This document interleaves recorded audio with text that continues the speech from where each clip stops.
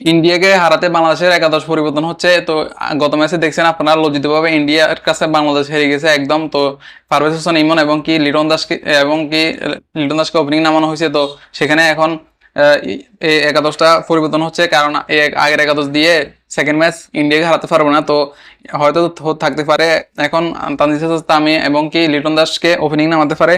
তো পারভেজ হোসেন ইমনকে হয়তো বসিয়ে দিতে পারে। আর হচ্ছে তৌহিদ হৃদয় আছে, তারপরে যে আপনার মাহমুদুল্লাহ আছে। মাহমুদুল্লাহ অবসরের ঘোষণা দিতে যাচ্ছে। মাহমুদুল্লাহর এটা হচ্ছে শেষ টি-20 সিরিজ ইন্ডিয়ার সাথে। এরপরে মাহমুদুল্লাহ টি-20 আর খেলবে না।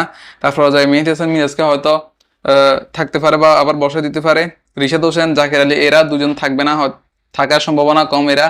আর এরপরে আছে আপনার শেখ মেহেদীকে নিতেছে। প্রথম ম্যাচে শেখ মেহেদী ছিল না, তো এই সেকেন্ড ম্যাচে শেখ মেহেদীকে হয়তো নিতে পারে।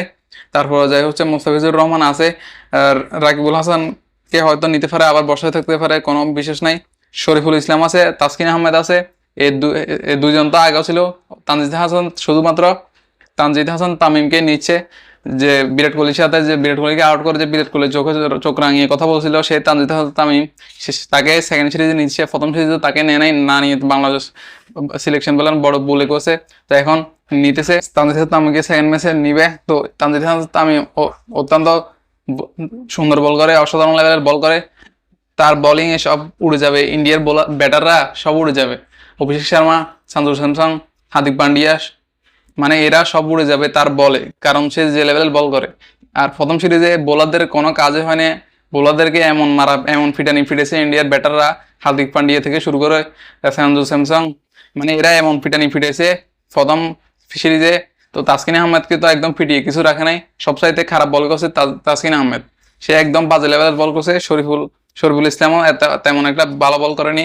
তারপরে যে স্পিনার রিশাদ হোসেনের বল তেমন একটা কাজে আসেনি, মানে একদম ফিটিয়ে কিছু রাখেনি ইন্ডিয়া। প্রথম সিরিজে একদম লজ্জিতভাবে হারিয়ে দিচ্ছে বাংলাদেশকে, লজ্জিতভাবে। বাংলাদেশ টি-20-তে 120 রান পার করতে পারে না, তারা 150 রান বা 180 রান কিভাবে নিয়ে তারা নিজে জানে না। নাজমুল হোসেন শান্ত বলতেছে যে আমরা 180 রান কিভাবে করো আমরা আসলে নিজে জানি না। তো সেকেন্ড ম্যাচে তারা হয়তো ভালো কিছু করতে পারে, এটা নাজমুল হোসেন শান্ত বলতেছে।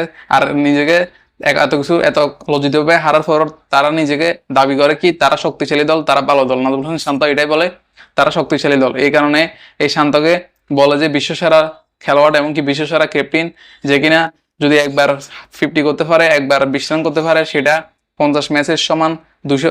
তারপর যাই হচ্ছে একবার যদি 10 রান করতে পারে বা 4-1-6-1 মারতে পারে, সেটা আপনার অন্য প্লেয়ারদের 50 রান করার সমান, 100 রান করার সমান। এটাই হচ্ছে বাংলাদেশ ক্রিকেট খেলোয়াড়দের পারফরমেন্স। তো এখন শক্তিশালী বাংলাদেশকে সেকেন্ড ম্যাচ কি ইন্ডিয়া হারাতে পারবে? যেভাবে তারা একাদশ পরিবর্তন করতেছে, তাদের একাদশে আগের ভারত হোসেন ইমন না থাকতে পারে, মানে পরিবর্তন হচ্ছে আর কি। তো আগামীকাল 7টা 30-এ আবার খেলা হবে। আসলে বাংলাদেশ ইন্ডিয়ার সাথে পারবে না। প্রথম ম্যাচে যেরকম লজ্জিতভাবে হারছে, সেকেন্ড ম্যাচে হয়তো 100 রানও করতে পারবে না বাংলাদেশ, এরকমের সম্ভাবনা দেখাচ্ছে। আর বাংলাদেশের ওপেনিং ব্যাটসম্যানের কোনো ঠিক ঠিকানা নাই। ওপেনিং ব্যাটসম্যানে কোনোদিন নামায় তানজিদ হাসান তামিমকে, কোনোদিন নামায় লিটন দাসের সাথে সৌম্য সরকারকে। তো এখন সৌম্য সরকারকে বাদ দিয়ে এবার নামাইছে পারভেজ হোসেন ইমনকে। তো পারভেজ হোসেন ইমনের পরে এবার নামাবে আবার তানজিদ হাসান তামিমকে, মানে কোনো ঠিক ঠিকানা নাই। ওপেনিং এর ঠিক ঠিকানা নাই, তারপরে ব্যাটারদের ঠিক ঠিকানা নাই। আর বাংলাদেশের ফিল্ডারদের শক্তি নেই, বুঝছেন, শক্তি নেই, যার কারণে তারা 6 মারতে পারে না। তাদেরকে বেশি বেশি করে হরলিক্স খাওয়ানো দরকার। ইন্ডিয়ার প্লেয়াররা যদি 6 মারে সেটা স্টেডিয়াম পার হয়ে যায়, আর বাংলাদেশ যদি মারে সেটা আস্তে করে স্টেডিয়ামের মাঝখানে এমনি করে ক্যাচ ধরে ফেলে।